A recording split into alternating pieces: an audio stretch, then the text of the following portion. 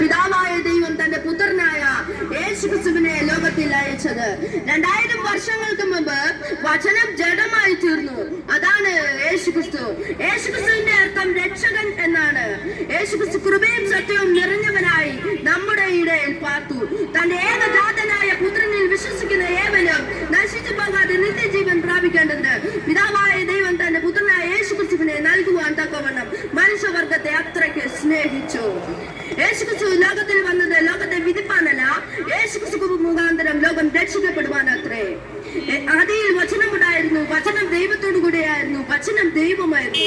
ആ വചനം ജഡമായി തീർന്നു, കൃപയും സത്യവും നിറഞ്ഞവനായി നമ്മുടെ ഇടയിൽ പാർത്തു. അങ്ങനെ ലോകത്തിൽ മനുഷ്യപുത്രനായി വന്ന യേശുക്രിസ്തു നിത്യ ദൈവവും നിത്യ